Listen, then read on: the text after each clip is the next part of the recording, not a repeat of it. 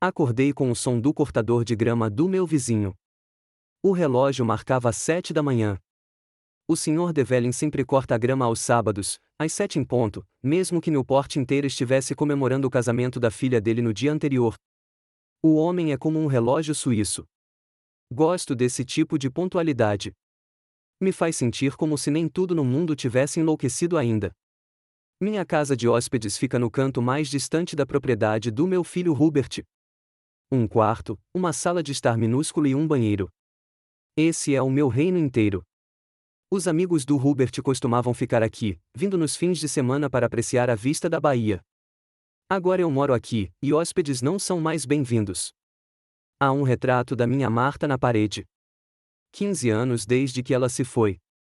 Às vezes, acho que ela me olha do retrato e balança a cabeça como se dissesse: Abbott, seu velho tolo.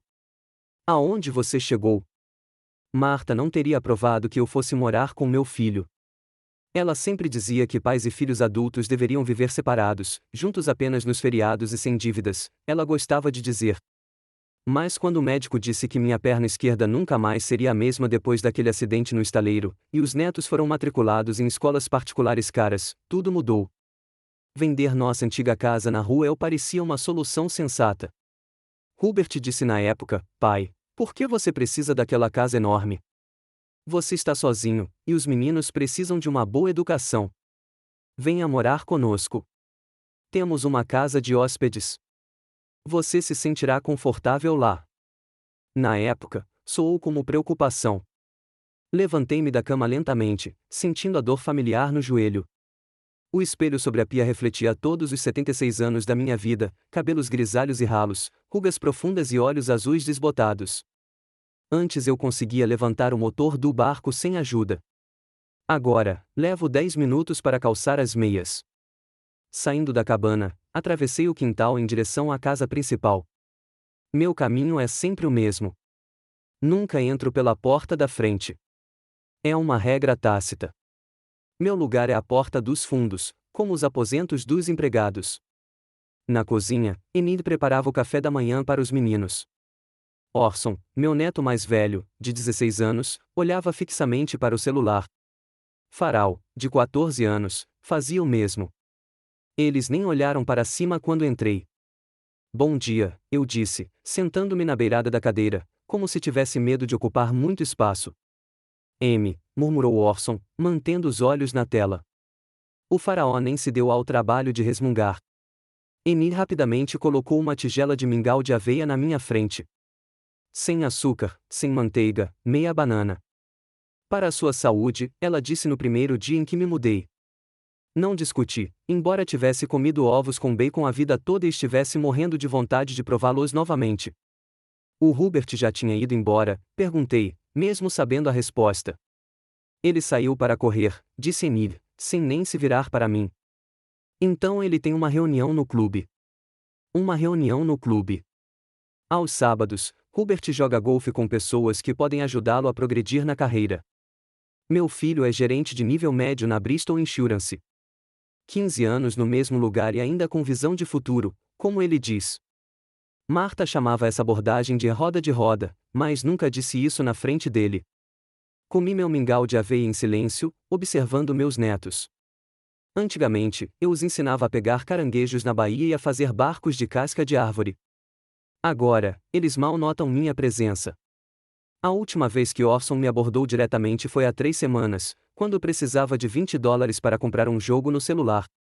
Vovô, você vai assistir TV hoje à noite? Perguntou o faraó de repente, sem tirar os olhos do celular. Talvez, respondi, surpreso com um interesse repentino. Por quê? Vamos receber amigos. Precisamos da sala de estar. Ah, é isso. A sala de estar é o único lugar da casa onde às vezes me deixam ficar à noite. Os meninos têm seus próprios quartos com TVs e computadores. Hubert e Enid têm um quarto com uma tela enorme na parede. E minha pequena TV na casa de hóspedes só pega 3 canais porque o Hubert acha que um pacote completo de TV a cabo é demais para mim. Claro, eu disse. Vou encontrar algo para fazer. Enid finalmente se virou para mim, erguendo levemente as sobrancelhas. Abbott, por favor, não se esqueça de tomar seus remédios. Encontrei seus comprimidos na mesa da cozinha ontem. Seu tom era como se eu tivesse deixado minhas meias sujas de propósito no meio de sua cozinha perfeita. Peço desculpas, murmurei, mesmo tendo certeza de que tinha guardado os comprimidos no bolso ontem. Assim que terminei meu chá sem gosto, Hubert entrou na cozinha, radiante depois da corrida. Ele parecia elegante e cheio de energia em seu 44, com um leve tom grisalho nas têmporas que o fazia parecer sólido. Meu filho sempre cuidou da aparência. Alimentação adequada, esportes, roupas caras, tudo para dar a impressão de um homem de sucesso. Pai, ele acenou para mim, servindo-se de um shake de proteína. Como você dormiu? Tudo bem, obrigada, menti. Na verdade, eu não dormia bem há anos. Que bom. Amy, você lembrou que os Price vêm jantar hoje à noite? Claro que não, respondeu ela com leve irritação. Já pedi tudo para o jantar. Hubert se virou para mim. Pai, por que você não janta na sua casa hoje à noite? Richard Price é o novo diretor regional, e eu queria ir. Perfeito, completei por ele. Claro, filho. Não vou atrapalhar. Ele assentiu levemente, grato pela minha compreensão, mas não havia vergonha em seus olhos por tirar o próprio pai de trás de uma mesa por perspectivas de carreira. Voltei para minha cabana e passei o dia como de costume, lendo revistas antigas de barcos, examinando fotos e tentando consertar o relógio de parede que Marta me deu de presente no nosso 30º aniversário de casamento. De vez em quando, eu olhava pela janela para a casa do meu filho. Grande, moderna, com um gramado perfeito e um terraço onde costumam fazer churrascos. Nunca sou convidado para ir. Quando criança, Hubert era diferente. Um garoto tímido que ficava sentado na minha oficina por horas me observando consertar motores. Ele fazia 1 milhão de perguntas, e eu as respondia pacientemente. Quando ele fez 12 anos, construímos um barco juntos. Pequeno, mas robusto. Lobo do mar, como ele o chamava. Lançamos o barco na baía, e seu rosto se iluminou de orgulho. O que mudou? Quando meu filho se tornou um homem com vergonha do pai. Talvez quando ele foi para uma faculdade que Marta e eu mal podíamos pagar. Ou quando ele se casou com Enid, filha de um professor de economia que sempre me considerou um mecânico de estaleiro, como membro de uma casta inferior. Ou quando Marta morreu, e não havia ninguém para lembrá-lo dos valores familiares. À noite, esquentei uma sopa enlatada para mim. Ouviam-se vozes e risos vindos da casa principal. Reconheci a voz alta e autoritária de Hubert, a que ele usa com convidados importantes. Depois, ouvi o tilintar de copos e aplausos. Aparentemente, meu filho havia feito mais um brinde ao sucesso e à ambição. Liguei minha pequena TV, tentando abafar os sons de alegria. Estava passando um filme antigo do John Wayne. Marta não gostava de faroestes. Ela os achava primitivos, mas eu gosto da moral simples deles, mocinhos contra bandidos. A justiça sempre prevalece. Se ao menos a vida fosse tão previsível. 1 hora depois, bateram à porta. Hubert estava parado na soleira, cambaleando levemente. Ele cheirava uísque caro. Pai, estávamos pensando. Por que você não vem comer a sobremesa com a gente? Richard quer te conhecer. Fiquei surpresa. Normalmente não era convidada para eventos como este. Claro, respondi, trocando rapidamente meus chinelos por botas. Eu adoraria. Quando entramos em casa, Enid, o casal Price e outro casal que eu não conhecia estavam sentados à mesa. Enid me lançou um sorriso estranho, mas havia atenção em seus olhos. Aqui está o papai, anunciou Hubert, apontando para mim com orgulho exagerado. Richard, este é meu pai, Abbott. Pai, este é Richard Price, o novo diretor regional da Bristol Insurance. Richard Price, um homem grande de rosto corado, apertou minha mão vigorosamente. Prazer em conhecê-lo, senhor. Hubert me disse que o senhor trabalhou no estaleiro a vida toda. Sim, 42 anos, respondi, sentando-me na cadeira que ele me ofereceu, como mecânico na oficina de reparos navais. Um verdadeiro burro de carga, exclamou Price com um entusiasmo que me pareceu fingido. Homens assim construíram a América. Assenti, sem saber o que dizer daquela afirmação. Enid colocou um prato à minha frente com o que parecia ser um pedaço de bolo artisticamente decorado. Então, você está aposentada, curtindo umas merecidas férias? Perguntou a Sra. Price, uma mulher corpulenta com cabelos ruivos vibrantes, obviamente tingidos. Sim, já faz 9 anos, respondi. Papai mora com a gente desde que vendeu a casa, acrescentou Hubert. Nós cuidamos dele. Algo em seu tom de voz me deixou tenso. Parecia que eu era um cachorro vira-lata que eles tinham acolhido sem consideração. Na verdade, o dinheiro da venda da casa foi para uma escola particular para Orson e Faraó, eu disse baixinho. Houve um silêncio constrangedor à mesa. Hubert tossiu. Sim, claro. Papai ajudou na educação dos meninos. Valores familiares, sabe? Que maravilha, exclamou Price. Uma família deve se manter unida. Isso é raro hoje em dia. A conversa mudou para outros assuntos, golfe, imóveis, a última viagem de iate de Price. Comi minha sobremesa em silêncio, sentindo-me como uma peça de museu, um artefato antigo tirado de um armário para ser exibido aos convidados. Quando os convidados começaram a se despedir, Price apertou minha mão novamente. Foi um prazer conhecê-lo, Sr. Thatcher. Não é todo dia que se encontra um homem da velha guarda. Assenti, imaginando o que exatamente ele queria dizer com velha guarda, que eu havia trabalhado com as mãos a vida toda ou que eu tinha idade suficiente para me lembrar de uma época sem internet. Depois que os convidados foram embora, a atmosfera na casa mudou drasticamente. Emile, limpando a mesa, desafiadoramente não olhou na minha direção. Hubert se serviu de mais um uísque e me encarou com uma expressão que não consegui decifrar. Obrigado pelo convite, eu disse, levantando-me. Vou para o meu quarto. Sente-se, disse Hubert em um tom que não admitia objeções. Precisamos conversar. Afundei-me na cadeira, sentindo os músculos tensos. Aquele tom nunca era um bom presságio. O que houve? Perguntei. Por que você disse isso? Perguntou Hubert, girando um copo de uísque nas mãos. Sobre o dinheiro da venda da casa. É verdade, respondi. Eu só estava esclarecendo um fato. Você me envergonhou na frente do meu chefe, ele endureceu a voz. Fez parecer que eu te expulsei de casa e fiquei com todo o dinheiro. Mas não foi isso que aconteceu? Perguntei baixinho. Hubert pousou o copo bruscamente sobre a mesa. Droga, pai. Você concordou com isso. Você se ofereceu para vender a casa depois de dizer por 3 meses que os meninos precisavam de uma escola particular, mas não tinha dinheiro para isso, lembrei-o. Emile se aproximou e ficou ao lado do marido, com os braços cruzados sobre o peito. Abbott, não é justo. Nós lhe demos um lugar. Política para morar. Nós o alimentamos. Nós cuidamos da sua saúde, e o que recebemos em troca? Você mina a autoridade de Hubert diante de seus superiores. Olhei para minha nora, bem arrumada, descolada, com cabelo e unhas impecáveis. Ela sempre me tratou como um mal necessário que precisava ser tolerado. Eu não quis menosprezar ninguém, eu disse. Só estava dizendo a verdade. Sua verdade pode me custar uma promoção, exclamou Hubert. O Price vai pensar que lucrei com meu próprio pai. Não foi, saiu da minha boca antes que eu pudesse pensar. O rosto de Hubert ficou vermelho. É mesmo? Depois de tudo o que fizemos por você? Você mora na nossa casa de graça, come a nossa comida, usa nossa luz e água, e ainda tem a cara de pau de me acusar?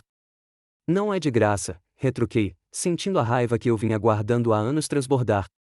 Eu te dei $250.000 da venda da casa, dinheiro que venho economizando a vida toda. E o quê?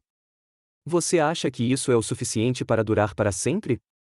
Emile interveio. Você sabe quanto custa para te sustentar? Seus medicamentos? Suas idas ao médico? Meu plano de saúde cobre meus medicamentos, eu disse. E eu vou ao médico uma vez a cada 6 meses. Não é essa a questão, Hubert bateu com o punho na mesa. É sobre gratidão. Nós te acolhemos quando você não conseguia mais viver sozinho, e em vez de agradecer, recebemos isso. Ele circulou pelo quarto como se a minha presença o tivesse contaminado. Eu não pedi para morar com você, eu disse baixinho. Você insistiu depois de receber o dinheiro da venda da casa. Chega, gritou Hubert, pulando da cadeira. Pare de viver às minhas custas. Se está tão ruim para você aqui, arrume um emprego e alugue sua própria casa. Olhei para o meu filho, sem reconhecê-lo. Onde estava o menino que me mostrou, animado, sua primeira vara de pescar? Onde estava o adolescente que chorou no meu ombro quando sua primeira namorada o abandonou? Diante de mim estava um estranho para quem eu era apenas um fardo. Tenho 76 anos, Hubert, respondi calmamente, embora estivesse tremendo por dentro. Que tipo de trabalho posso conseguir?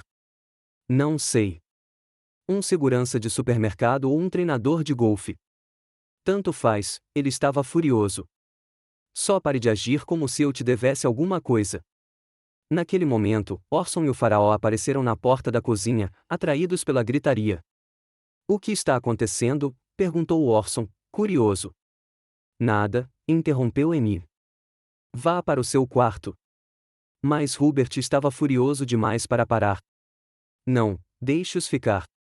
Deixe-os ver o avô nos acusando de não nos importarmos o suficiente com ele depois de tudo o que fizemos.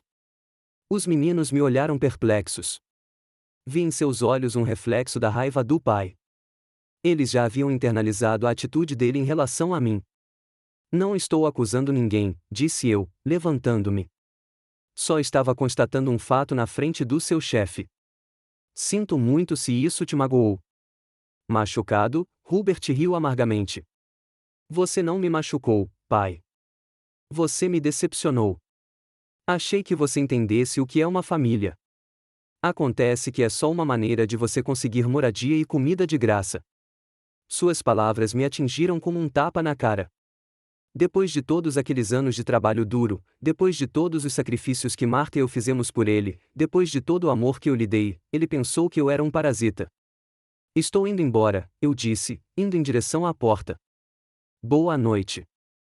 Sim, vá, gritou Hubert atrás de mim. E pense no que eu disse. Ou você encontra um jeito de se sustentar, ou vai ter que encontrar outro lugar para morar. Saí de casa sem me virar. O ar da noite estava frio, e eu me arrependi de ter trazido um casaco. Lentamente, apoiando-me na bengala, caminhei em direção à minha casa de hóspedes. Cada passo machucava meu joelho, mas meu coração doía ainda mais. A cabana estava fria e escura. Acendi a luz e sentei-me na beira da cama, olhando para o retrato de Marta.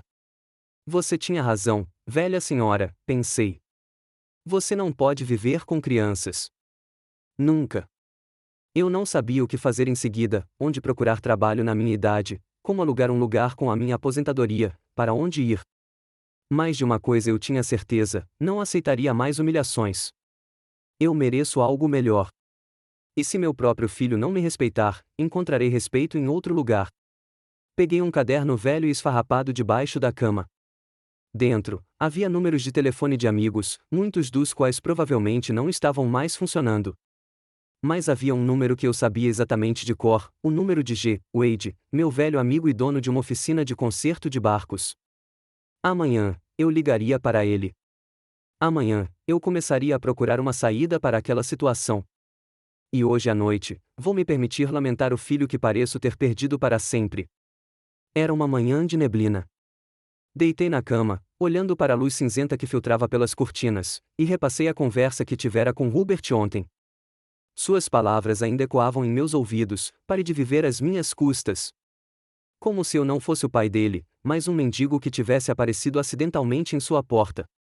Passei a mão pelo rosto, sentindo as rugas sob os dedos, marcas de anos de trabalho e preocupação. Que tipo de relato eu poderia contar se fosse meu próprio pai? O relógio marcava 6h30 da manhã. Eu sempre acordava cedo, um hábito adquirido ao longo de 42 anos no estaleiro. Meu corpo se lembrava do ritmo de uma vida profissional, mesmo que minha mente já estivesse resignada à aposentadoria. Levantei-me lentamente, tentando não incomodar meu joelho dolorido, e fui até o banheiro. A água fria clareou um pouco meus pensamentos. Não vinha um som da casa principal. Hubert e Emily geralmente dormiam até às 21h aos sábados, e os meninos ainda mais. Eu tinha tempo para pensar e decidir o que fazer em seguida.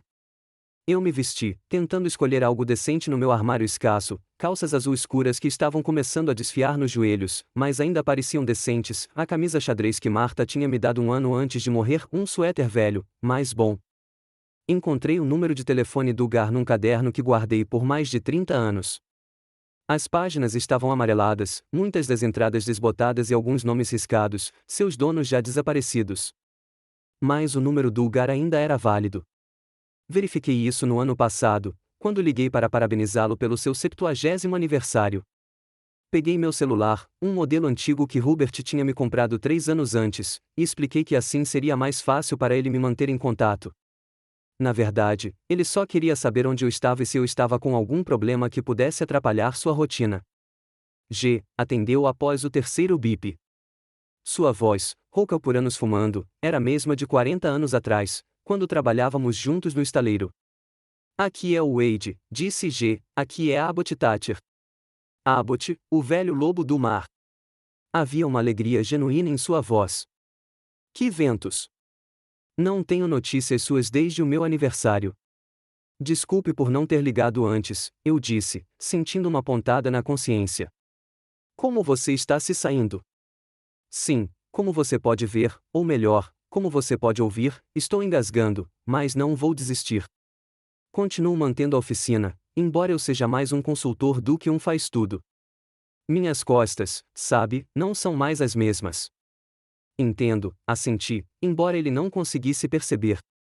Tenho um joelho, aquele que você machucou no estaleiro. Ainda te incomoda? Sim, está piorando com o passar dos anos. Ficamos em silêncio por um tempo, como costuma acontecer entre velhos amigos que não precisam de palavras para se entender. Olha, G, eu disse, finalmente me decidindo. Preciso falar com você pessoalmente. Tenho um problema. Gar não me chamou por telefone. Ele apenas disse: venha à loja. Estou aqui das 7 às 6, como sempre. Mesmo endereço, esquina da Portside Street com a Dockside Lane. Valeu, cara. Chego aí às 11 horas se o ônibus não me deixar na mão. Que se dane o ônibus, bufou G, eu te pego. Onde você mora agora? Fiquei um pouco envergonhado de explicar que estava morando na casa de hóspedes do meu filho. Mas G nunca foi do tipo que julga. Anote o endereço, eu disse, e ditei a rua e o número da casa de Hubert para ele. Mas não vá direto até a casa. Pare na esquina. Eu vou até você. Problemas com seu filho? G chutou. Um pouquinho. Entendi. Estarei na esquina às 10h30. Me encontre na velha picape azul. Obrigada, G. Sério? Obrigada. Ah, qual é? Quantas vezes você já me ajudou? Estou ansioso para te ver, cara. Desliguei, sentindo-me estranhamente aliviado. Só de saber que existe alguém por aí que ainda se lembra de você e está disposto a ajudar já é uma grande conquista. Às 10 horas da manhã, saí silenciosamente da casa de hóspedes e me dirigi à saída da propriedade. A luz da cozinha estava acesa na casa principal. Emir devia estar preparando um café da manhã tardio. Tentei me mover o mais silenciosamente possível, sem querer explicar para onde estava indo. Desde que me mudei para a casa deles, sempre que eu saía de casa levantava questionamentos, não porque estivessem preocupados comigo, mas porque tinham medo de que eu fizesse algo inapropriado e os envergonhasse na frente dos vizinhos. Consegui escapar do postigo sem ser notado. O dia estava fresco, mas claro. A neblina já havia se dissipado. Caminhei lentamente pela calçada, apoiado na bengala e desfrutando de uma rara sensação de liberdade. Ali, em frente à casa de Hubert, eu era eu mesmo novamente, não um fardo, não um parente inconveniente a ser tolerado por misericórdia, mas simplesmente um homem cuidando da sua vida. Precisamente às 10h30, uma caminhonete azul surrada apareceu na esquina. Ao volante estava G, ainda de ombros largos, embora agora curvado, com uma cabeleira grisalha e o rosto bronzeado e marcado pelo tempo de um homem que trabalhará ao ar livre a vida toda.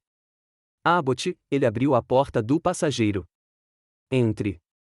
Lutei para entrar na cabine, xingando o joelho e o degrau alto da picape. G esperou pacientemente, sem oferecer ajuda. Ele sabia que eu não aceitaria. Quando finalmente me acomodei no banco, ele apertou minha mão com firmeza. Nossa, que bom te ver, meu velho. Quantos anos faz? Quase 3 anos desde o seu aniversário, respondi, observando seu rosto. Gar tinha envelhecido tão bem quanto eu, mas ainda tinha o mesmo fogo nos olhos de quando era mais novo. Você está com uma ótima aparência. Uma mentira, mas uma mentira bonita, ele sorriu, ligando o motor. Então me conta, o que houve? A caminho da oficina, contei tudo a G, como vendi a casa para meus netos poderem estudar em uma escola particular, como me mudei para a casa de hóspedes, como gradualmente me transformei de um pai querido em um fardo e, finalmente, sobre o escândalo da noite anterior e o ultimato de Hubert. G ouviu em silêncio, apenas ocasionalmente balançando a cabeça ou franzindo a testa. Quando terminei, ele olhou para a rua por um tempo e então disse: Sabe, Abbott, meu filho mais velho, Noel, tentou fazer isso comigo também. Depois que Sarah morreu, ele começou a insinuar que era melhor eu vender a casa e ir morar com ele. Disse que eu estava tendo dificuldade sozinha e que se sentiria melhor se alguém cuidasse de mim. Então, o que você fez? Eu mandei ele para o inferno, riu G, mas sem alegria. Disse que eu morreria na minha própria casa, como eu tinha planejado. E então insinuei que, se ele insistisse, eu reescreveria meu testamento para a caridade. Deu certo? Deu certo. Agora seu riso era genuíno. Ele liga toda semana desde então, perguntando se eu preciso de alguma coisa, se preciso cortar a grama ou consertar o telhado. Um testamento, meu amigo, é uma ferramenta poderosa, principalmente se você tem algo para deixar. Pensei nisso. Eu não tinha casa nem economias significativas, mas tinha uma pensão e uma pequena conta bancária, o que sobrou da venda da casa, que Hubert não conseguiu tirar de mim. Era um dinheiro ridículo, na opinião dele, mas para alguém que trabalhou com as mãos a vida toda, era muito. Não tenho certeza se tenho dinheiro suficiente para fazer isso funcionar, eu disse com um suspiro. Você verificou sua conta ultimamente? Perguntou o G, virando na Portside Street. Quer dizer, pessoalmente, não através do seu filho. Fiquei pensando. Para ser sincero, eu não controlava minhas finanças há algum tempo. Hubert se ofereceu para me ajudar com a papelada logo depois que me mudei, e desde então eu simplesmente assinava qualquer documento que ele me entregava. Para ser sincero, não, admiti. Hubert disse que cuidaria de tudo. G balançou a cabeça. Abbott, você sempre foi muito crédulo. Não que eu esteja acusando seu filho de alguma coisa, mas verifique sua conta e faça isso sem que ele saiba. Paramos na loja do Gar, um pequeno prédio de tijolos vermelhos com um portão largo e uma placa que dizia Loja de Barcos do Wade acima da entrada. Perto dali, havia um pier onde vários barcos de vários tamanhos, de pequenos botes de pesca e iates de médio porte, balançavam nas ondas. Lá dentro, a oficina tinha o mesmo cheiro de 40 anos atrás: óleo, madeira, água do mar e metal. O cheiro era como uma máquina do tempo para mim. Lembrei-me imediatamente dos meus primeiros dias no estaleiro, quando eu era um rapaz jovem e cheio de energia, recém-chegado do exército.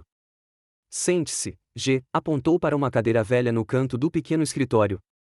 Quer café? Só tem um instantâneo, mas é forte. Eu adoraria, assenti, olhando ao redor da sala. O escritório de Gar era o oposto da limpeza estéril da casa de Hubert. Tudo era funcional e um pouco bagunçado, pilhas de papéis sobre a mesa, plantas de barcos nas paredes, fotos antigas emolduradas, ferramentas penduradas onde quer que pudessem ser encontradas. Mas havia uma sensação de vida naquela bagunça, vida real, não a foto brilhante de revista que Emília havia mantido com tanto cuidado. G colocou uma caneca de café na minha frente e sentou-se à minha frente. Então, o que você vai fazer? Dei de ombros. Não sei. Procurando emprego aos 76. É uma possibilidade remota, sabe? Por que você não vem trabalhar para mim? Sugeriu G, não em tempo integral, claro, e não exige muito trabalho, mas você sempre foi o melhor mecânico do estaleiro. Poderia prestar consultoria, ajudar com diagnósticos de motores. Não posso te pagar muito, mas dá para viver. Olhei para ele, surpresa. Você está falando sério? Com certeza. Preciso de alguém que entenda de motores antigos. Os mecânicos atuais só sabem fazer diagnósticos computadorizados. Tenho gente chegando com barcos velhos, motores de antes mesmo de termos nascido. Quem, além de mastodontes como nós, consegue consertá-los? Senti uma sensação agradável por dentro. Pela primeira vez em muito tempo, alguém precisava das minhas habilidades, da minha experiência. Alguém me via não como um fardo, mas como um funcionário valioso. Não sei o que dizer, G. Só diga sim e pronto, ele me deu um tapinha no ombro. Além disso, vai te dar uma desculpa para se mudar e deixar seu filho. Conheço alguns quartos mobiliados e baratos não muito longe daqui. Nada sofisticado, mas limpo e tranquilo. Com sua aposentadoria e um pequeno salário meu, você vai viver muito bem. Tomei um gole do meu café, ponderando a oferta. Por um lado, era uma chance de recuperar minha independência e meu respeito próprio. Por outro, a ideia de começar do zero na minha idade era assustadora. E o meu joelho? Não vou conseguir ficar em pé nem andar por muito tempo. Você vai trabalhar sentado, disse G. Vou arrumar um lugar para você ao lado da minha mesa. Você vai atender clientes, ouvir seus problemas, fazer recomendações, só experiência e inteligência, sem esforço físico. Parecia tentador, muito tentador. Deixe-me pensar, pedi. Esta é uma decisão importante. Claro, assentiu G, mas não espere muito. Já conseguiu espaço na oficina, mas os quartos podem estar esgotados. Terminamos o café e G se ofereceu para me mostrar a oficina. Aceitei de bom grado. Senti a falta do cheiro de óleo de máquina e do som das ferramentas em funcionamento. A oficina de Gar era menor do que o estaleiro onde trabalhei a maior parte da minha vida, mas era bem equipada. No canto mais distante, 2 jovens de macacão desmontavam um velho motor a diesel. Quando nos viram, assentiram, mas não pararam de trabalhar. Meus assistentes, explicou o G, os irmãos Morrison, Theo e Pierce. Bons rapazes, aprendem rápido, mas lhes falta experiência com modelos clássicos. Cheguei mais perto e imediatamente vi um problema no motor, desgaste característico nas válvulas, que aqueles jovens provavelmente nem tinham notado. Volvo Penta, modelo 73? Perguntei, inclinando-me para ver melhor. Os caras se entreolharam surpresos. Exatamente, disse o mais velho. Como você sabe? Pelo formato da tampa de válvulas, apontei para a peça. E pelo padrão de desgaste. Este modelo sempre teve problema com a bomba de óleo. Olha só. Passei a hora seguinte explicando as características do motor antigo aos jovens mecânicos, sentindo-me como se estivesse de volta ao meu elemento. Eles ouviram atentamente, fizeram perguntas, e vi respeito em seus olhos, algo que eu não via nos olhos do meu filho há anos. Quando terminamos, Gar me chamou de lado. Viu, você explicou mais para eles em 1 hora do que eu em 1 semana. Eles são bons mecânicos, mas ninguém se compara à experiência. Fiquei feliz em ouvir isso, mas algo ainda me incomodava. G, eu agradeço a oferta. Agradeço mesmo, mas não quero ser um fardo para você também. Não quero que você me ofereça um emprego por pena. G olhou para mim seriamente. Abbott, você me conhece há 40 anos. Já me viu fazer algo por pena? Sou um empresário. Se estou te oferecendo um emprego, significa que preciso de você. Preciso do seu conhecimento, da sua experiência. E se isso te ajudar a sair da alçada do seu filho, tanto melhor. Assenti, sentindo lágrimas brotarem dos meus olhos. A idade avançada me deixou sentimental. Obrigada, amiga. Vou pensar nisso. Prometo. Que bom, G, me deu um tapinha no ombro. Agora, vamos almoçar. Tem um lugar bom aqui perto que serve sanduíches de rosbife deliciosos. Depois do almoço, G se ofereceu para me mostrar os cômodos sobre os quais estava falando. Dirigimos sua picape até a parte antiga da cidade, onde as ruas eram estreitas e as casas eram de pedra, datando do século XIX. Bem aqui, G parou diante de uma casa de 3 andares em pedra cinzenta. A senhora Flynn tem quartos no 2º andar. Tem elevador, então você não precisa subir as escadas. A senhora Flynn era uma mulher enérgica de cerca de 65 anos, com cabelos ruivos vibrantes, visivelmente tingidos, e um olhar penetrante nos olhos castanhos. Ela nos conduziu pelo corredor, explicando as regras: fumar apenas na varanda, a entrada de hóspedes era permitida até às 22 horas, o café da manhã estava incluído no preço, mas o almoço e o jantar eram à parte, lavanderia 1 vez por semana e limpeza 2 vezes por semana. O quarto era pequeno, mas limpo e aconchegante, cama, cômoda, escrivaninha, cadeira, TV na parede. A janela tinha vista para o porto. Há um banheiro compartilhado para 2 pessoas, continuou a senhora Flynn. Mas o segundo quarto está vazio agora, então você vai usá-lo sozinho por enquanto. Quanto custa? Perguntei, calculando minhas opções. Ela disse que era bem razoável, principalmente com café da manhã incluso. Pense bem, Sr. Thatcher, disse ela. O quarto ficará disponível por mais uma semana, e depois disso não posso prometer. Quando saímos, G. perguntou, o que você acha? Nada mal, admiti. Nada mal mesmo. Aceite o emprego, mude-se para cá e comece uma vida nova, disse G, com confiança, como se fosse a decisão mais fácil do mundo. Mostre ao seu filho que você não precisa dos favores dele. E se eu fracassar? Se eu fracassar no meu trabalho ou se minha saúde piorar? G. suspirou. Abbott, você sempre foi um pensador exagerado. Sempre teve medo de agir sem pensar bem. Mas às vezes você só precisa se jogar e nadar. Entramos na picape e voltamos para a loja. Fiquei em silêncio durante o caminho, pensando em tudo o que tinha visto e ouvido o dia todo. Sabe, disse G, tem outra coisa em que você deveria pensar. O que é isso? Seu testamento. Você disse que tinha uma pequena poupança. Quem ficaria com ela se algo acontecesse com você? Fiquei pensando. Eu não tinha testamento. Nunca me ocorreu fazer um. Acho que a posição padrão seria que Hubert seria o único herdeiro. Meu filho, eu acho, eu disse, e isso depois do jeito que ele te trata? G. balançou a cabeça. Siga meu conselho, Abbott. Procure um advogado, faça um testamento e deixe seu filho entender que, se não te tratar com respeito, não receberá um centavo. Isso é meio mesquinho, não acha? Perguntei, incerto. Mesquinho? G. bufou. Ele te faz um fardo, te faz morar na casa de hóspedes, te humilha na frente de toda a família, e você se preocupa com o mesquinho? Você é gentil demais, Abbott. Sempre foi, mas às vezes a gentileza machuca. Às vezes, as pessoas precisam aprender uma lição. Paramos na loja e G. desligou o motor. Olha, não estou dizendo que você deve deserdá-lo de uma vez, mas pode impor condições. Pode deixar o dinheiro diretamente para os netos, sem contar o filho. Pode doar parte para a caridade. O principal é deixar claro que seu dinheiro é seu e que você o usará como achar melhor. Olhei para o porto, onde os barcos balançavam nas ondas. Marta adorava a água. Costumávamos ir ao porto no barquinho que eu mesma construíra. Ela sempre dizia que eu era mole demais com o Hubert, que o estava mimando.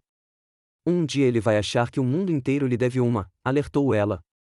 E, como sempre, ela estava certa. Você conhece algum advogado que possa ajudar? Perguntei, já tendo me decidido. G. sorriu. Eu conheço um, Torren Elsley. Ele é um ótimo advogado, mesmo sendo jovem. Ele me ajudou com o meu testamento e não é do tipo que fofoca. Se quiser, posso marcar uma reunião. Sim, por favor, concordei, e, aceito sua oferta de emprego. Quando posso começar? Amanhã. Gar estendeu a mão para mim. Bem-vindo à equipe, Abbott. Apertamos as mãos, e eu senti algo há muito esquecido dentro de mim, uma sensação de valor. Eu era necessária novamente. Eu era parte de algo mais do que apenas um fardo na casa do meu filho. Agora, vamos voltar antes que seu filho emita um alerta, disse Gar, ligando a caminhonete. E lembre-se, nenhuma palavra sobre nossos planos. Que seja uma surpresa. Durante todo o caminho de volta, pensei em como minha vida havia mudado em um dia. De manhã, eu era um velho desesperado que não sabia para onde ir. Agora eu tinha a perspectiva de um emprego, um lugar para morar e, talvez o mais importante, uma maneira de me sustentar. A ideia de um testamento parecia um pouco indigna. Usar dinheiro como alavanca não era algo que meus pais tinham me ensinado. Mas, pensando bem, Hubert não tinha feito a mesma coisa comigo? Ele não usou minha dependência financeira para me controlar? Gar me deixou na esquina, como fizera naquela manhã. Antes de eu sair do carro, ele apertou minha mão com firmeza. Entrarei em contato com Elsley hoje e espero vê-lo na oficina na segunda-feira, às 9 horas. Não se atrase, seu velho lobo do mar. Não vou me atrasar, prometi, sentindo meus lábios se esticarem num sorriso. Obrigada, G, por tudo. De nada, ele piscou para mim. Amigos devem se ajudar, certo? Observei sua picape azul desaparecer na esquina e pensei em quanto tempo fazia que eu não me sentia tão bem. Torren Elsley acabou não sendo tão jovem quanto eu esperava, segundo G. Ele tinha pouco mais de 40 anos, mas parecia mais jovem com o rosto bem barbeado e o corte de cabelo moderno. Seu escritório ficava em um prédio pequeno, porém elegante, perto do centro de Newport.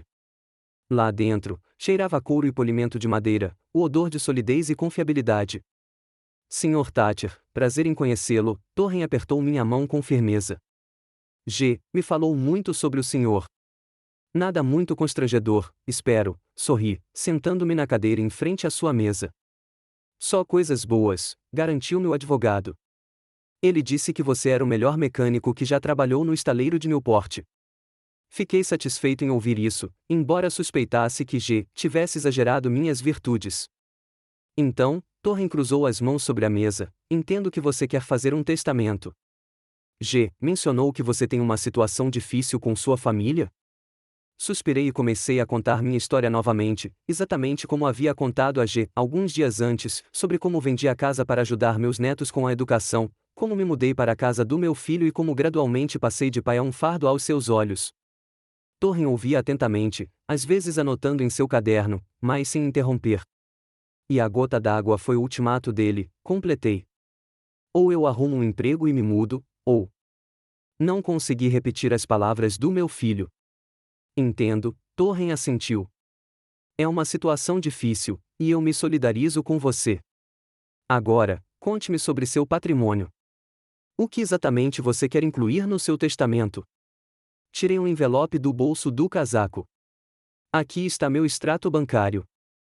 São cerca de $35.000, o saldo da venda da casa, depois que a maior parte foi destinada à educação dos meus netos. Torren pegou o envelope, mas não o abriu. Estes são todos os seus bens? A pensão, o seguro, outras contas ou investimentos? Balancei a cabeça. A pensão é pequena, típica de um homem que trabalhou com as mãos a vida toda. Seguro? Sim, existe uma apólice de seguro de morte, mas não sei quanto custa agora. Meu filho tem cuidado de todos esses assuntos nos últimos anos. Torren franziu a testa. Sr. Thatcher, o senhor deu ao seu filho uma procuração para administrar suas finanças? Não oficialmente, respondi. Mas ele me ajudou com a papelada, pagou minhas contas e cuidou das minhas economias. E você nunca verificou suas contas pessoalmente? Fiquei envergonhado. Não, eu confiei nele. Torren tamborilou os dedos na mesa, pensativo. Antes de fazermos um testamento, recomendo uma auditoria completa das suas finanças. Precisamos saber exatamente o que você tem. Você acha que meu filho poderia? Eu não consegui dizer isso em voz alta. Não estou sugerindo nada, disse Torren suavemente. Mas minha experiência profissional diz que é melhor prevenir do que remediar, principalmente considerando o seu relacionamento atual. Mas concordei. A ideia de que Hubert pudesse ter abusado da minha confiança era dolorosa. O que devo fazer? Perguntei. Primeiro, vamos verificar sua conta principal. Torren abriu o envelope e examinou o extrato.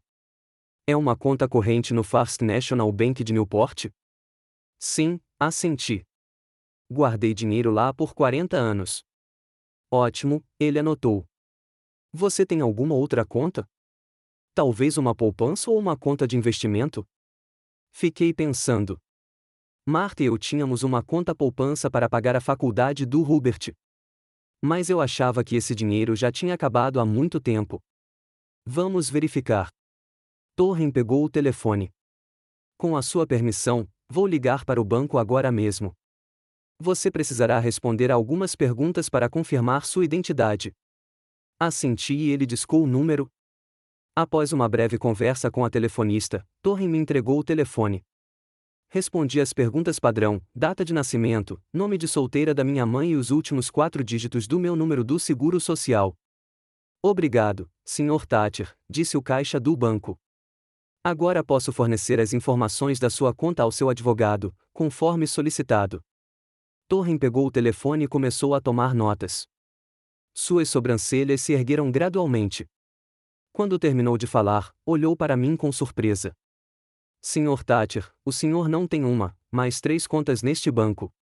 Além de uma conta corrente de $35.000, o senhor tem uma conta poupança com cerca de $120.000 e uma carteira de investimentos de cerca de $200.000. Olhei para ele, sem acreditar no que ouvia. Deve haver algum engano. Nunca tive tanto dinheiro. O banco afirma que estas são as suas contas, disse Torren. A conta poupança estava de fato aberta para pagar a educação do seu filho, mas parece que você continuou a financiá-la mesmo depois que seu filho se formou na faculdade e a carteira de investimentos foi montada. Ele olhou para suas anotações. 15 anos atrás. Mais ou menos na época em que sua esposa morreu.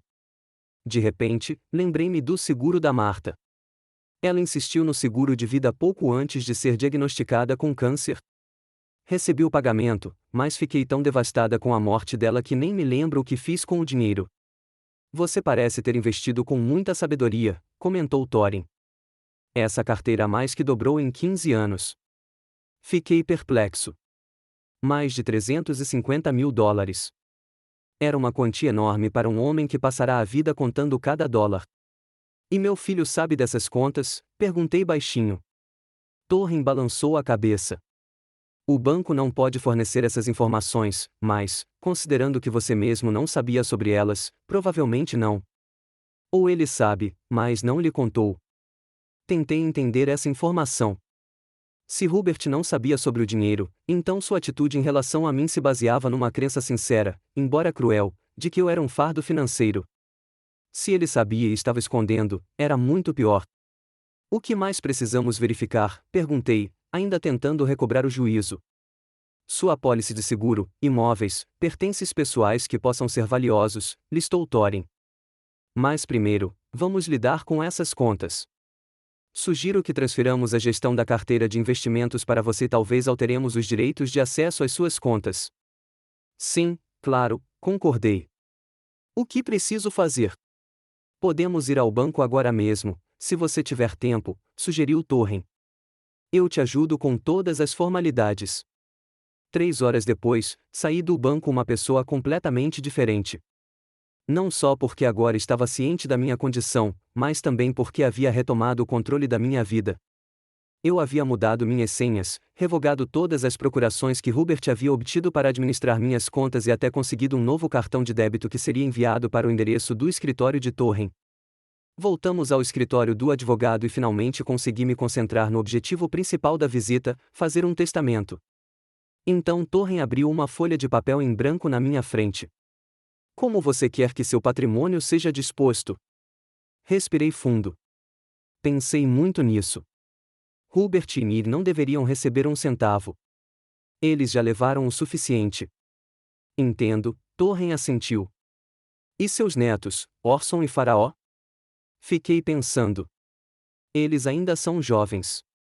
Só me veem como um velho que está incomodando os pais deles. Mas talvez um dia eles entendam. Você quer deixar alguma coisa para eles? Sim, eu decidi. Mas com condições. Quero que eles recebam o dinheiro somente depois de se formarem na faculdade, e somente se visitarem o asilo como voluntários todos os anos, pelo menos uma vez por mês, a partir dos 16 anos. Torren ergueu uma sobrancelha. Uma condição incomum. Quero que eles aprendam a respeitar os mais velhos, expliquei. Quero que vejam que os idosos não são um fardo, mas sim pessoas com história, com dignidade. Isso é mais importante do que dinheiro. Quanto você quer deixar para cada um deles? R$ 50.000 cada, respondi após pensar um pouco. Não muito para que possam viver suas vidas, mas o suficiente para que tenham um bom começo. Concordo, Torren anotou. E o resto da sua fortuna? Sorri. Tem uma ideia aqui que eu venho criando desde o banco. Quero criar um fundo de bolsas de estudo na faculdade comunitária local para jovens de famílias trabalhadoras que queiram uma formação técnica. Mecânicos, eletricistas, soldadores, pessoas que trabalham com as mãos e constroem coisas de verdade. Os olhos de Torren brilharam. Uma ótima ideia, Sr. Thatcher. Será um legado valioso. Chame-o de fundo de bolsas de estudo Abbott Marta Thatcher, acrescentei. Marta sempre quis que mais crianças tivessem a oportunidade de estudar.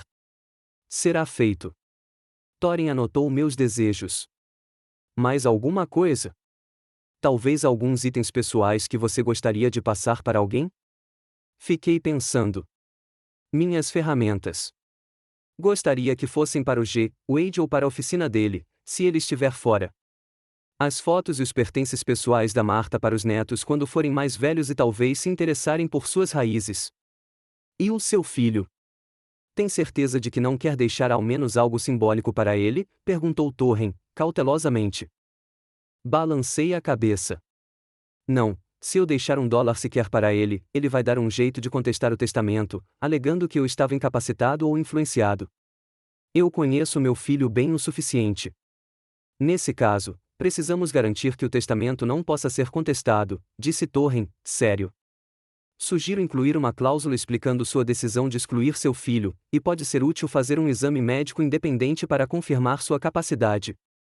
Concordo, assenti. Faça o que achar necessário. Mais uma coisa, acrescentou Thorin. Você mencionou que planeja se mudar para a oficina do G. Isso pode causar uma reação negativa do seu filho. Estou preparada para isso, disse eu com firmeza. Principalmente agora que conheço minha situação financeira. Nesse caso, sugiro que você nomeie G como executor testamentário, disse Thorin. Se você confiar nele, é claro. Completamente, respondi sem hesitar. Nos conhecemos há 40 anos e ele nunca me decepcionou. Muito bem, Thorin fez outra anotação. Prepararei um rascunho do testamento dentro de alguns dias e entrarei em contato para aprovação final. Depois de discutir todos os detalhes, Thorin me acompanhou até a porta. Sr. Thatcher, posso lhe dar um conselho pessoal? Claro, assenti. Tenha cuidado ao chegar em casa. Não conte ao seu filho o que descobriu hoje. Pelo menos não até estar pronto para se mudar. Assenti, percebendo que ele estava certo. Se Hubert descobrisse sobre o meu dinheiro ou o testamento, ele poderia mudar de comportamento, não por remorso genuíno, mas por medo de perder a herança. Serei cuidadoso, prometi. E obrigada por tudo. De nada, Thorne sorriu. É uma honra ajudá-lo. Ao sair do escritório do advogado, respirei fundo o ar fresco do mar. Pela primeira vez em muito tempo, me senti livre.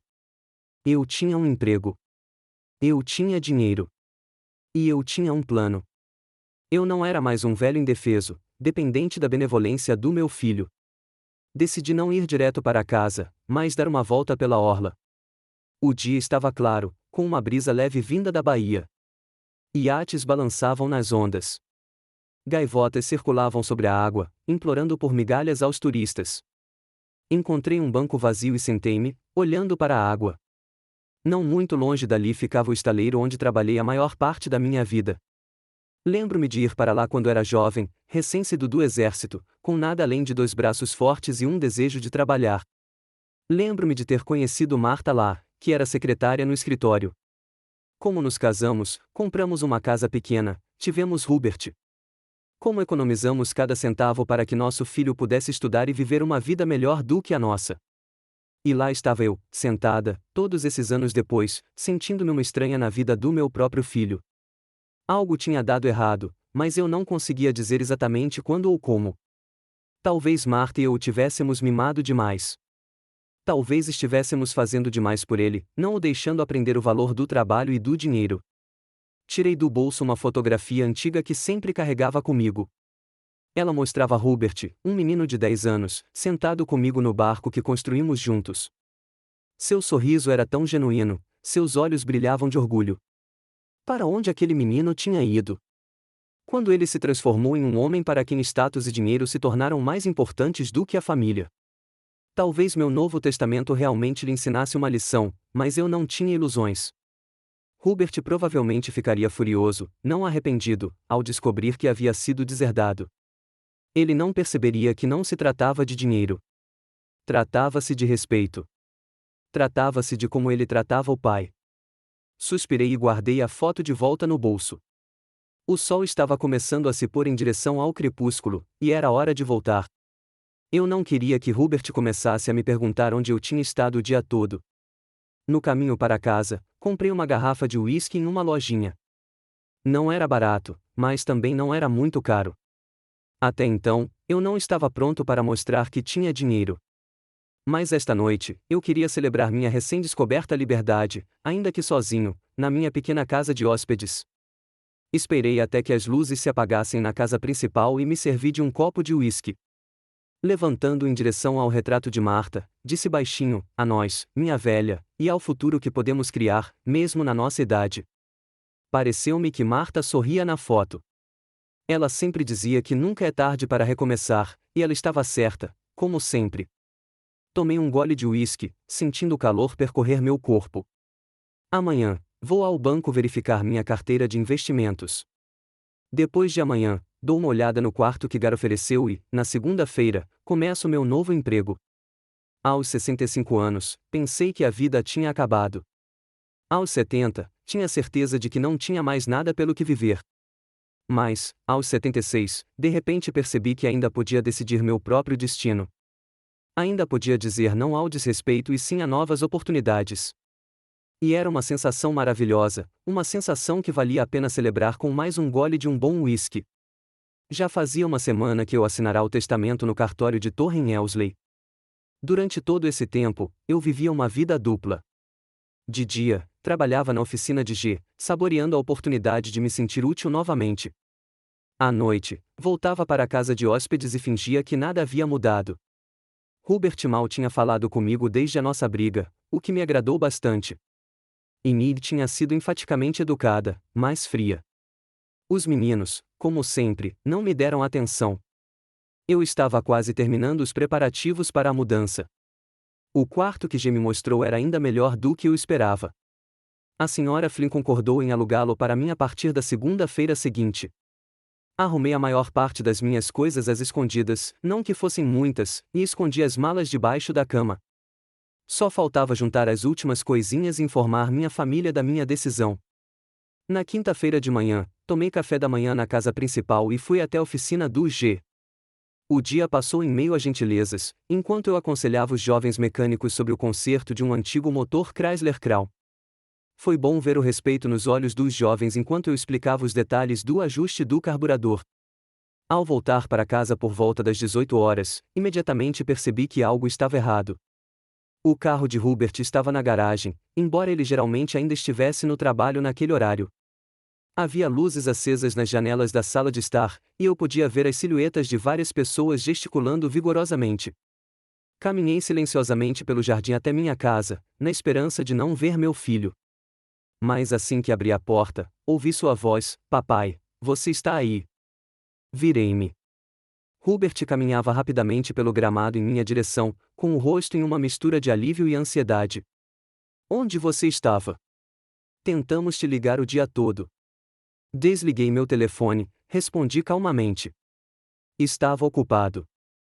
Ocupado? Hubert franziu a testa. Com o que você poderia estar ocupado? Dei de ombros. Todo tipo de coisa. O que houve? Por que você chegou em casa tão cedo? Hubert hesitou, claramente sem saber como iniciar a conversa. Pai, precisamos conversar. É importante. Sobre o que? Perguntei, mesmo já sabendo. Aqui não, ele desviou o olhar, como se temesse que nos ouvissem. Vamos entrar. Estou cansado, Hubert, eu disse. Se não for urgente, vamos deixar para amanhã. É urgente, insistiu ele. Por favor, papai. É sobre o seu futuro. O nosso futuro juntos. Suspirei, percebendo que não conseguiria evitar a conversa. Ok, me dá 5 minutos para me arrumar e eu já vou. Hubert assentiu com visível alívio. Claro, estaremos esperando por você na sala. Quando ele saiu, entrei na cabine e liguei para G imediatamente. Eles sabem, respondi sem rodeios. Sobre o dinheiro ou sobre o testamento? Perguntou G. Não tenho certeza. Ainda não. Mas o Hubert chega em casa no meio do dia, nervoso, e quer ter uma conversa séria sobre o nosso futuro juntos. Aguente firme, velho, aconselhou G, e não se deixe manipular. Lembre-se, agora você sabe a verdade sobre sua situação financeira. Você não depende deles. Eu lembro, assegurei-lhe. Ligo mais tarde e conto como foi. Depois de lavar o rosto e trocar de camisa, fui em direção à casa principal. A família me esperava na sala de estar.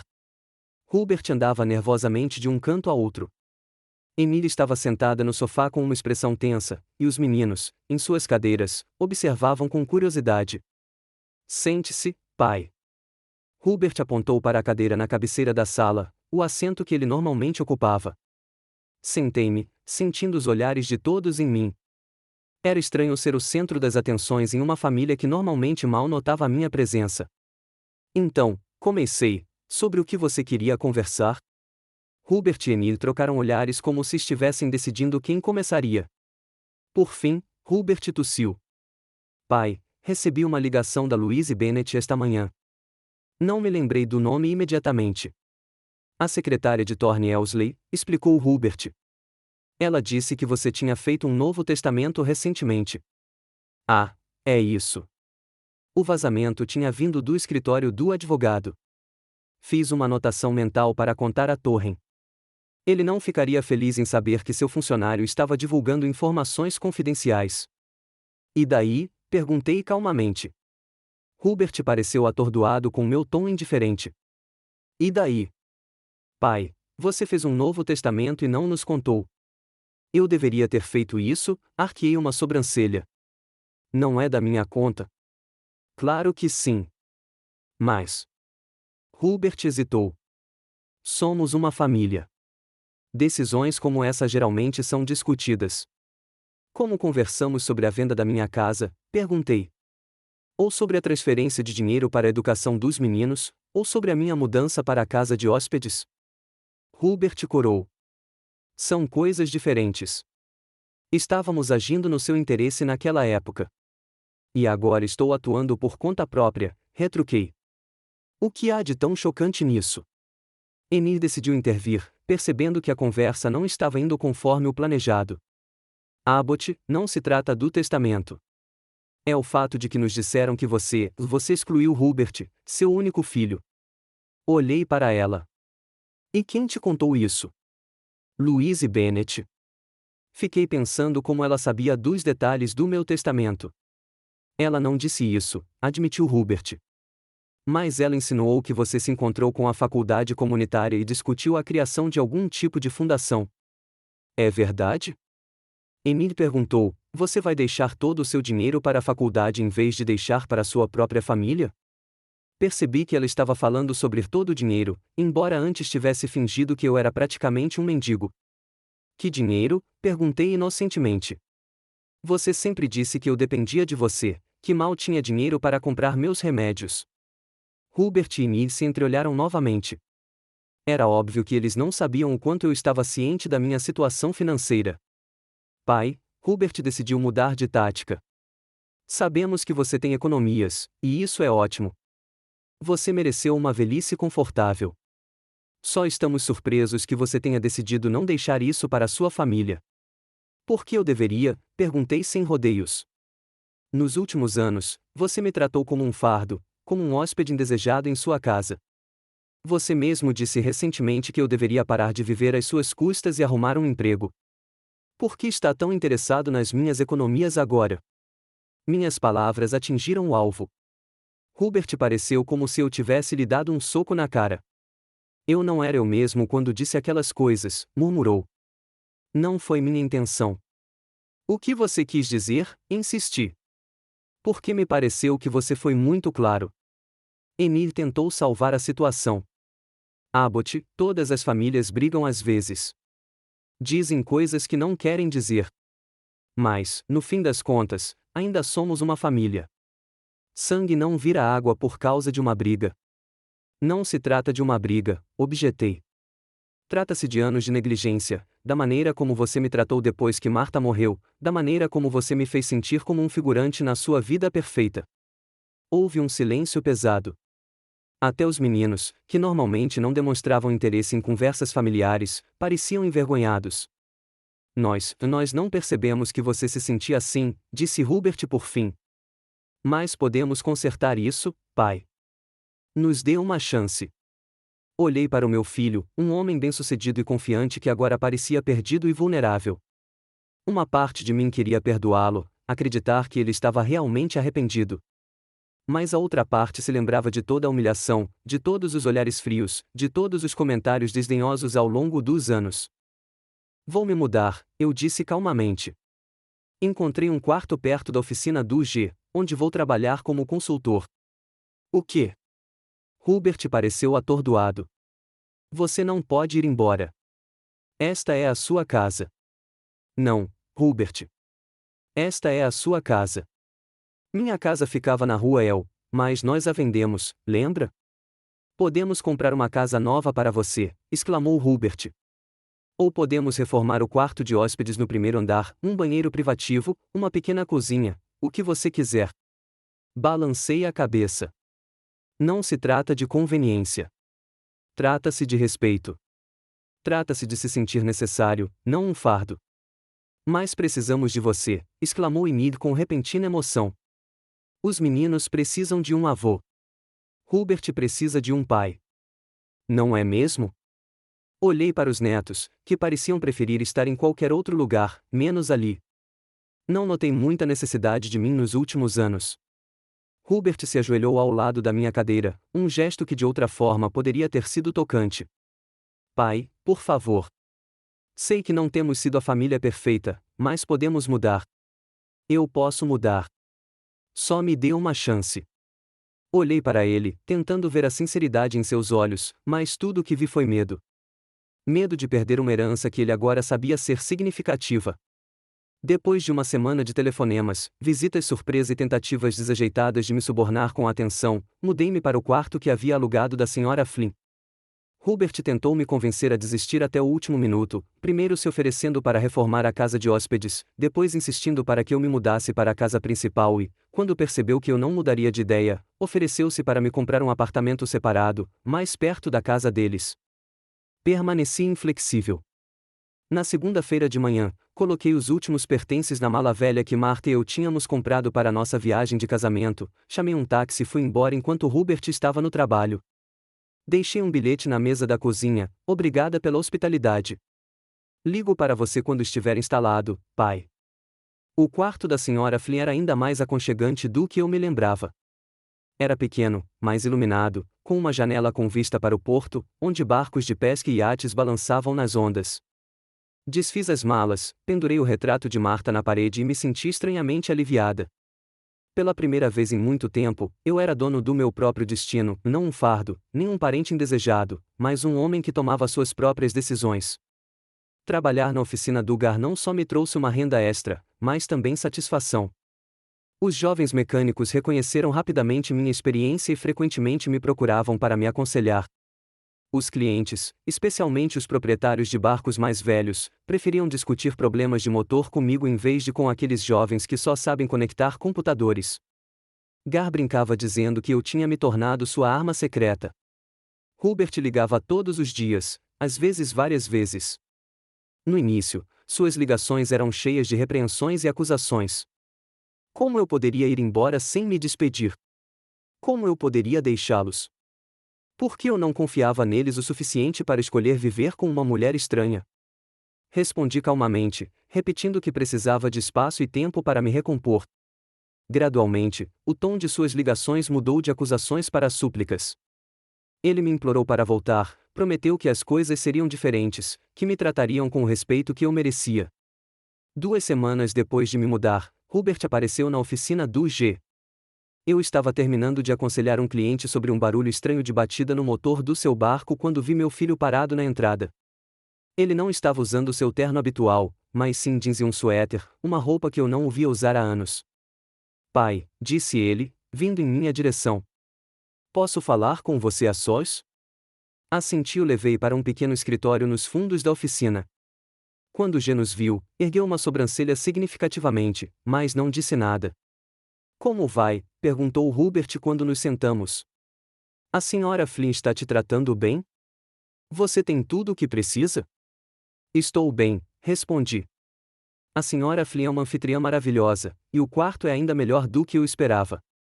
Hubert assentiu, mas eu percebi pela expressão em seu rosto que não era o meu arranjo de moradia que o incomodava. Papai, eu vim me desculpar. Um pedido de desculpas de verdade. Fiquei em silêncio, esperando que ele continuasse. Tenho agido de forma horrível, continuou ele. Não só ultimamente, mas há anos. Eu te desvalorizei. Tratei você como um fardo quando deveria ter apreciado cada momento com você, e estou tão envergonhado. Havia uma sinceridade na voz dele que eu não ouvia há muito tempo. Ou talvez eu só quisesse ouvir. Por que você só percebeu isso agora? Perguntei. Depois que descobriu o meu testamento? Hubert baixou os olhos. Eu merecia isso. Mas juro que não é só pelo dinheiro. Você está indo embora, e isso me fez perceber que eu poderia te perder para sempre. E isso me assustou mais do que perder qualquer herança. Olhei para o meu filho, tentando ver a verdade por trás das suas palavras. Ele parecia genuinamente chateado, até mesmo devastado. Talvez houvesse alguma verdade em seu remorso. O que você quer de mim, Hubert? Perguntei sem rodeios. Quero que você nos dê uma chance, respondeu ele. Eu, Emile, os meninos, uma chance de provar que podemos ser uma família de verdade, que podemos tratá-la com o respeito que você merece. E como você propõe fazer isso? De qualquer jeito, disse ele. Você define os termos, e eu os cumprirei. Qualquer coisa. Pensei nisso. Uma parte de mim queria perdoá-lo incondicionalmente. Afinal, ele ainda era meu filho, meu sangue. Mas a outra parte se lembrava de toda a humilhação, de todos os olhares frios, de toda a negligência ao longo dos anos. E essa parte sabia que o perdão incondicional só levaria à repetição dos mesmos erros. Tenho condições, disse eu finalmente. 3 condições. Se você realmente quer consertar nosso relacionamento, precisa aceitá-las. Hubert se endireitou como se estivesse se preparando para atacar. Estou ouvindo. Primeiro, respeito, comecei. Não apenas em palavras, mas em ações. Nada de conversas pelas costas. Nada de decisões sobre a minha vida sem a minha opinião. Nada de tentativas de me controlar ou controlar minhas finanças. Hubert assentiu. Claro, é o mínimo que posso fazer. Segundo, continuei, jantares semanais em família, todos juntos à mesma mesa. Nada de celulares ou tablets. Conversaremos como uma família de verdade. Concordo, disse Hubert. É uma ótima ideia. Podemos começar amanhã. E em terceiro lugar, fiz uma pausa, você será voluntário no asilo um dia por semana, por pelo menos 4 horas. Hubert piscou. Um asilo? Mas por quê? Para que você possa ver como é ser velho e sozinho, respondi. Para que você possa ver como os idosos são tratados quando são considerados um fardo. E talvez para que você possa aprender a valorizar o que tem, numa família que ainda está lá para você, apesar de tudo. Hubert pareceu atordoado. Mas, pai, eu tenho um emprego. Tenho obrigações. Não posso simplesmente pegar e... Esses são os meus termos, interrompi-o, aceitá-los ou não é problema seu. Houve uma longa pausa. Eu podia ver a mente de Hubert lutando entre seu egoísmo e seu desejo de se reconectar comigo. Finalmente, ele respirou fundo. Ok, concordo com as 3 condições. Tem certeza? Perguntei. Porque se você concordar e depois não cumprir a promessa, acabou, Hubert. Não vou te dar uma terceira chance. Tenho certeza, disse ele com firmeza. Farei o que for preciso para reconquistar sua confiança. Prometo. Estendi a mão para ele. Então, combinado. Ele apertou minha mão, e vi lágrimas em seus olhos. Obrigada, pai. Você não vai se arrepender. Eu esperava que não. A semana seguinte mostrou que Hubert estava realmente levando suas promessas a sério. Ele organizou o primeiro jantar em família em sua casa, não uma recepção suntuosa para ostentar status, mas uma refeição caseira simples. Enid preparou um assado com a receita de Marta. Fiquei surpreso que ela soubesse. E os meninos ajudaram a pôr a mesa. Todos os telefones estavam empilhados em uma cesta na entrada da sala de jantar. E, pela primeira vez em muito tempo, conversamos de verdade. Orson falou sobre seu projeto de física, Faraó sobre um novo amigo com quem estavam jogando basquete. Enid compartilhou ideias para reorganizar seu comitê de caridade, e Hubert, para minha surpresa, admitiu que estava pensando em mudar de emprego. Estou cansado de vender seguros, disse ele. 20 anos da mesma coisa. Me sinto preso. O que você gostaria de fazer? Perguntei. Hubert deu de ombros. Não sei. Talvez abrir meu próprio negócio. Algo relacionado a barcos ou ao mar. Sempre amei a água, assim como você. Era a primeira vez em anos que ele mencionava nosso amor mútuo pelo mar. Antigamente, costumávamos ir à Bahia num pequeno barco que eu construíra com minhas próprias mãos. Hubert era apenas um garoto, mas já naquela época demonstrava interesse por aventuras marítimas. Depois veio a adolescência, a faculdade, a carreira, e todos esses hobbies foram esquecidos em prol de um trabalho sério. Nunca é tarde para recomeçar, eu disse. Acredite, eu sei. Hubert sorriu. Você tem razão. Você sempre teve razão sobre muitas coisas, pai. Gostaria de ter te escutado antes. Depois do jantar, Hubert e eu nos sentamos na varanda, olhando as estrelas e bebendo uísque, um bom uísque que eu mesmo havia escolhido na loja. Ele me contou sobre seu primeiro dia na casa de repouso. Chegou lá esperando encontrar um lugar sombrio e deprimente, mas, em vez disso, encontrou uma comunidade de pessoas que, apesar da idade e das limitações, continuavam a viver a vida ao máximo. Tem um senhor lá, Walter. Ele tem 92 anos, disse Hubert. Ele é um ex-engenheiro civil. Quando eu lhe contei que estávamos planejando uma ampliação na casa, ele imediatamente começou a dar conselhos, desenhando diagramas. Suas mãos tremem, mas sua mente é mais afiada do que a de muitos jovens. E o que você fez lá? Perguntei. Principalmente conversando com eles, respondeu Hubert. Eles ficam tão felizes com qualquer atenção. Alguns parentes os visitam regularmente, mas muitos os visitam raramente ou nunca. E sabe o mais estranho? Eles não reclamam. Contam histórias, fazem piadas, compartilham sabedoria. Eu não esperava por isso. A idade não torna as pessoas menos humanas, eu disse. É só algo que a sociedade muitas vezes esquece. Hubert assentiu. Estou começando a perceber isso. Estou começando a entender como tem sido para você todos esses anos. Gradualmente, nosso relacionamento começou a melhorar. Não de uma vez, não sem dificuldades, mas passo a passo. Os jantares em família se tornaram uma tradição aguardada com ansiedade por todos. Hubert nunca perdia um dia de voluntariado, mesmo quando tinha reuniões importantes no trabalho. Às vezes, ele levava os meninos com ele, e eu via como isso mudava a atitude deles, não só em relação a mim, mas também em relação a outros idosos. Enid também havia mudado. Ela parou de me tratar como uma adição inconveniente à família e começou a pedir minha opinião sobre a criação dos meninos, sobre reformas na casa e até sobre seus projetos de caridade. Um dia, ela confessou que sempre teve um pouco de medo de mim. Você era tão inflexível, ela disse, tão seguro dos seus princípios. Eu sempre senti que não correspondia aos seus padrões. E eu pensei que você me considerasse um velho sem educação que não se encaixaria no seu lar perfeito, respondi. Nós dois rimos, percebendo quantos anos passamos fazendo suposições erradas um sobre o outro. 6 meses se passaram. Eu ainda morava no quarto da senhora Flynn e trabalhava na oficina de G. Mas agora eu ia com frequência à casa de Hubert, não como um parente dependente, mas como um membro respeitado da família. Os meninos começaram a me visitar depois da escola, especialmente Orson, que de repente descobriu um interesse por mecânica e frequentemente me pedia para explicar como os motores funcionavam. Hubert manteve a palavra sobre encontrar uma nova carreira. Ele pediu demissão da seguradora e investiu parte de suas economias em uma pequena empresa de aluguel de barcos. As coisas não estavam indo muito bem, mas ele gostava muito mais do novo emprego do que do antigo.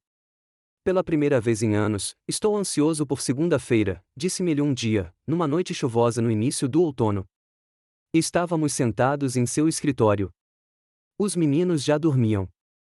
Enid estava em uma reunião de seu comitê de caridade. Bebíamos uísque e discutíamos problemas com um dos motores de sua frota de barcos. Pai, disse Hubert de repente, colocando o copo de lado. Eu queria te perguntar uma coisa. O que? Perguntei, percebendo a seriedade em seu tom. Sobre o seu testamento, disse ele. Você o alterou? Balancei a cabeça. Não, Hubert. Continua igual. Ele assentiu, aceitando a informação. Entendo. Respeito sua decisão. Seja qual for, faça a você. Levantei uma sobrancelha. Sim, disse ele. Esses últimos meses me ensinaram muita coisa. Aprendi que um relacionamento com você é mais importante do que qualquer dinheiro. E se você decidiu deixar sua fortuna para dar bolsas de estudo a crianças da classe trabalhadora, bem, esse é um objetivo que vale a pena. Observei-o atentamente, tentando enxergar as segundas intenções por trás de suas palavras. Mas, pela primeira vez em muito tempo, tudo o que vi em seus olhos foi sinceridade. Estou orgulhoso de você, filho, eu disse calmamente. Você mudou por sua causa, respondeu ele. Você poderia simplesmente ter me tirado da sua vida depois de tudo o que eu fiz, mas me deu a chance de ser um homem melhor, de ser o filho que você merece. Nesse ponto, eu estava quase pronta para lhe dizer que já havia feito alterações no meu testamento, não cancelando completamente o fundo para bolsas de estudo, mas reduzindo seu valor e adicionando uma parte para Hubert. Não por causa de seus esforços de reconciliação, mas porque vi uma mudança real em seu caráter. Mas algo me impediu. Talvez um velho hábito de cautela ou a sabedoria que vem com a idade, que diz que algumas garantias são melhores mantidas. Você sabe qual foi a coisa mais importante que aprendi nesses 6 meses? Perguntou Hubert. O que? Esse dinheiro é apenas uma ferramenta, disse ele. Ele não te faz feliz por si só. O importante é como você o usa e para quem. Passei a vida inteira buscando sucesso, status, a casa certa no bairro certo. E, no processo, esqueci o que era realmente importante, minha família, as pessoas que eu amava. Assenti silenciosamente, surpreso com a profundidade de sua percepção. E sabe de mais alguma coisa? Continuou ele. Percebi por que você amava tanto o seu trabalho no estaleiro. Não por causa do dinheiro, não era muito. Era a sensação de estar fazendo algo real, algo que importava. Nunca experimentei isso na seguradora, mas agora, com os barcos, é diferente. Fico feliz que você tenha encontrado sua vocação, eu disse. Mesmo que tenha levado 44 anos. Nós dois rimos, e a conversa mudou de assunto. Mas aquela noite permanece na minha memória como o momento em que percebi que nossa reconciliação era real, não por causa do dinheiro, não por causa do testamento, mas porque finalmente nos víamos não apenas como papéis, pai, filho, mas como pessoas com suas próprias forças e fraquezas, seus próprios erros e acertos. Na manhã seguinte, liguei para a torre em Elsley e pedi que ele preparasse uma nova versão do testamento. Eu não abandonaria completamente a ideia de um fundo para bolsas de estudo, ainda parecia certo e válido. Mas agora, eu queria incluir minha família no testamento, não como beneficiários de uma doação incondicional, mas como parceiros na criação de um legado do qual todos pudéssemos nos orgulhar.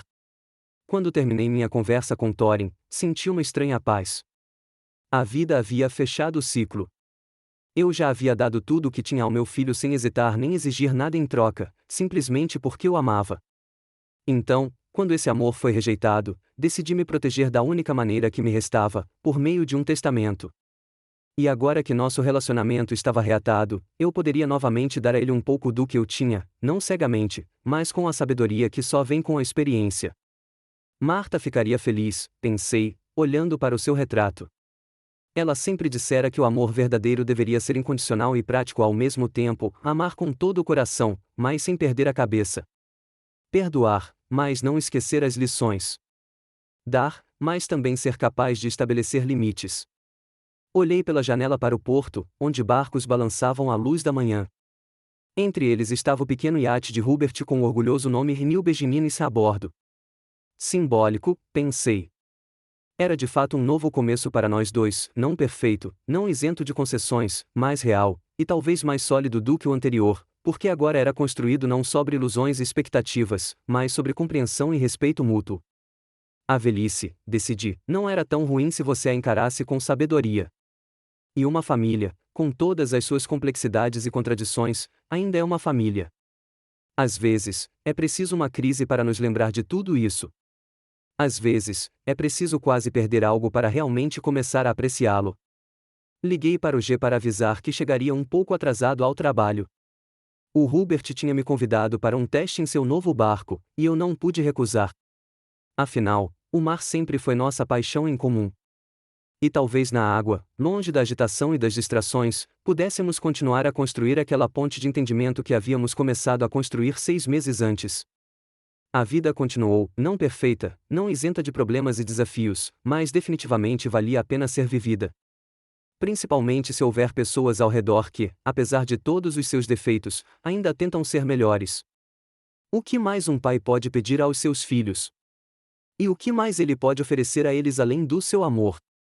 Um amor sábio o suficiente para incluir perdão, expectativas e, às vezes, um pouco de motivação prática.